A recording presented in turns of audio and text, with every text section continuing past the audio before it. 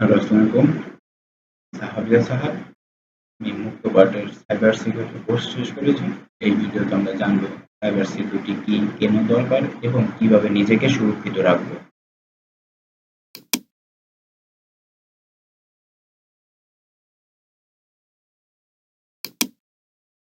Course ওভারভিউতে আমরা total method পেয়েছি ৬টা, টোটাল লেসন ২৬টি ছিল।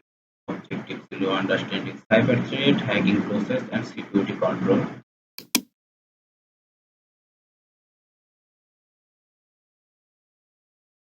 মডিউল 2 তে আমরা সাইবার থ্রেট অ্যান্ড অ্যাটাক সম্পর্কে জানবো। এর ভিতরে কিছু ধাপ রয়েছে, যেমন malware, phishing, social engineering, hacker motive and technique. Real life example. তো ম্যালওয়্যার কি? ম্যালওয়্যার হলো এক ধরনের সফটওয়্যার বা ক্ষতিকর প্রোগ্রাম যা কম্পিউটারে বা মোবাইল ডিভাইসে গোপনে প্রবেশ করে এবং তথ্য চুরি বা ক্ষতি বা নিয়ন্ত্রণ নিতে পারে। প্রকারভেদ: ভাইরাস নিজে নিজে ছড়ায় না ও অন্যান্য ফাইলের সাথে যুক্ত হয়ে ছড়ায়। তারপর ছিল ফিশিং। ফিশিং কি? ফিশিং হলো এক ধরনের প্রতারকমূলক কৌশল যেখানে হ্যাকার ভুয়ো ইমেল বা ওয়েবসাইট বানিয়ে ব্যবহারকারীর কাছ থেকে ইউজার নেম, পাসওয়ার্ড, ব্যাংক তথ্য আদায় করে। উদাহরণস্বরূপ, আপনার অ্যাকাউন্ট ব্লক হয়েছে, এই লিঙ্কে ক্লিক করে লগ ইন করুন। তারপর হলো সোশ্যাল ইঞ্জিনিয়ারিং। সোশ্যাল ইঞ্জিনিয়ারিং কি? মানুষের আবেগ, বিশ্বাস বা ত্রুটি কাজে লাগিয়ে হ্যাকার তথ্য চুরি করে। উদাহরণস্বরূপ, আমি ব্যাংকের কর্মচারী, আপনার ওটিপি দরকার, বা আমি আপনার বস বলছি, এক্ষুনি এই পাসওয়ার্ড দিন। তারপরে হলো হ্যাকার মোটিভ। হ্যাকারের মোটিভ কি? হ্যাকারের উদ্দেশ্য ও কৌশল: হ্যাকার কেন হ্যাক করেছে? অর্থ উপার্জনের জন্য হতে পারে, যেমন ব্যাংক অ্যাকাউন্ট চুরি, ক্রেডিট কার্ড তথ্য বিক্রয়, বা প্রতিশোধ বা রাজনৈতিক বিনোদন বা চ্যালেঞ্জ, প্রতিযোগিতা বা ক্ষমতার প্রকাশ। তারপর হলো real life example. Real life বাস্তব উদাহরণ বা প্রতিরোধ উদাহরণ: বাংলাদেশ ব্যাংকে হ্যাকিং ২০১৬ সুইফটের সিস্টেমে হ্যাক করে প্রায় ৮১ বিলিয়ন চুরি করে। ইয়াহু ডেটা ব্রিজ ২০১৩ সালে ৩ বিলিয়ন অ্যাকাউন্ট তথ্য ফাঁস করে। প্রতিরোধের উপায়: সফটওয়্যার আপডেট রাখা, শক্তিশালী ও অন্যান্য পাসওয়ার্ড, টু ফ্যাক্টর অথেন্টিকেশন নির্ভরযোগ্য, অ্যান্টিভাইরাস, ইউজারদের সাইবার সচেতনতা। হ্যাকারদের প্রকারভেদ: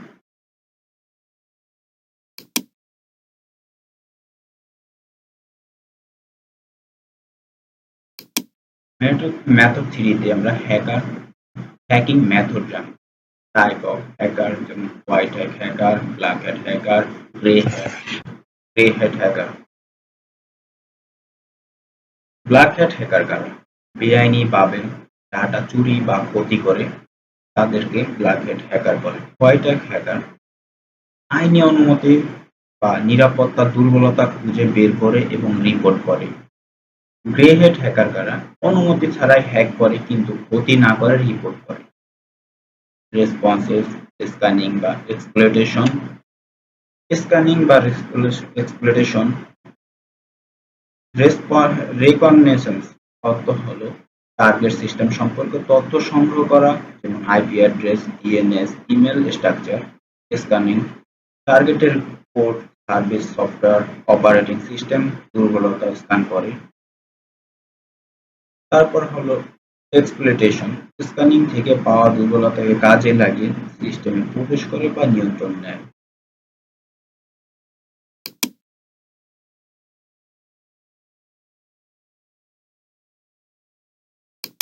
মডিউল ৪ এ আমরা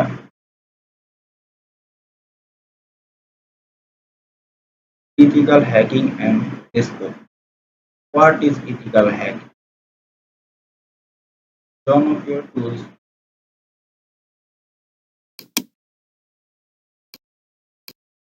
মডিউল ৪ এ আমরা ইথিক্যাল হ্যাকিং অ্যান্ড স্কোপ সম্পর্কে জানব। ইথিক্যাল হ্যাকিং কি? ইথিক্যাল হ্যাকিং হলো অনুমতি নিয়ে কোনো সিস্টেমে দুর্বলতা খুঁজে বের করা এবং রিপোর্ট করা, যাতে প্রতিষ্ঠানে সেই সমস্যাগুলো ঠিক করতে পারে। এটি গুড হ্যাকার বা হোয়াইট হ্যাট হ্যাকার কাজ। অনুমতি ব্যতীত অনুমোদিত পেনটেকশন সেক্টর ইত্যাদি সংগঠন সাইবার নিরাপত্তা যাচাই করে বা পেশাদার হ্যাকারদের নিয়োগ দেয় যারা বাস্তবে হ্যাকারদের মতো করে সিস্টেমে হ্যাক করার চেষ্টা করে। উদ্দেশ্য দুর্বলতা শনাক্ত করা এবং আগেই প্রতিকার নেওয়া। অথরাইজেশন কি? আইনি বা নৈতিক সীমারেখা হ্যাকিং করতে হলে অবশ্যই লিখিত অনুমতি থাকতে হবে। অনুমতি ছাড়া সিস্টেম প্রবেশে অপরাধ। লিগ্যাল বা ইথিক্যাল বাউন্ডারি।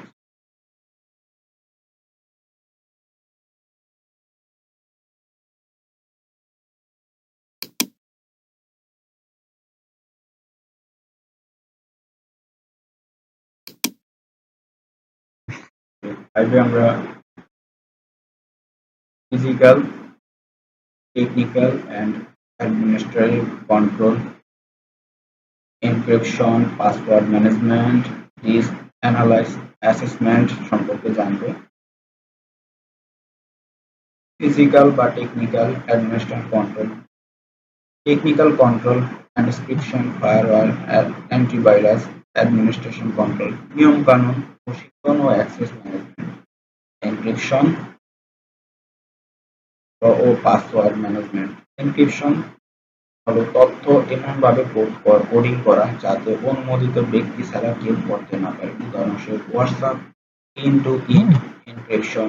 পাসওয়ার্ড ম্যানেজমেন্ট শক্তিশালী ও ভিন্ন পাসওয়ার্ড ব্যবহার করা। পাসওয়ার্ড ম্যানেজমেন্ট ব্যবহারে যেমন লাস্টপাস, নিয়মিত পাসওয়ার্ড পরিবর্তন। রিস্ক অ্যাসেসমেন্ট প্রতিষ্ঠান বা ব্যক্তিগত সাইবার কোথায় রয়েছে ঝুঁকি বা ত্রুটি কোথায় রয়েছে তা চিহ্নিত করা ও তা বিশ্লেষণ করে উপযুক্ত প্রতিকার পরিকল্পনা করা।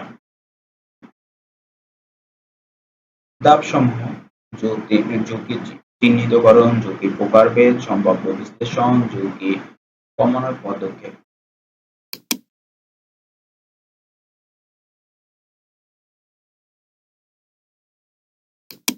পলিসি অ্যান্ড প্রোডাক্টের user training, insider threat management, নীতিমালা বা প্রক্রিয়া, সাইবার সিকিউরিটি নীতিমালা বা সিকিউরিটি পলিসি, কে কি করতে পারবে এবং পারবে না সেই নিয়মাবলী।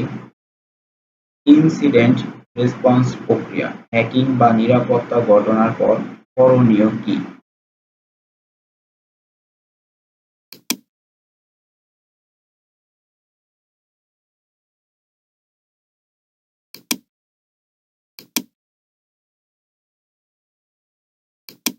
রেগুলার আপডেট করতে হবে, পাসওয়ার্ড প্রোটেক্ট করতে হবে, ethical and security digital behaviour সম্পর্কে আমাদের জানতে হবে। Thank you. আমি মুক্তপাঠের সাইবার সিকিউরিটি কোর্স করে আমার নিজের কাছে মনে হচ্ছে যে হ্যাঁ আমি এখান থেকে কিছু শিখতে পেরেছি। আমি আমার ফ্রেন্ডদেরকে বা আমার রিলেটিভ যাদেরকে আছে তাদেরকে আমি সাজেস্ট করবো যে তোমরা সবাই মুক্তপাঠের সাথে যোগ হও এবং ওখানে অনেক কোর্স আছে। তোমরা তোমাদের পছন্দ মতো কোর্স সিলেক্ট করে কোর্সগুলো কমপ্লিট করো।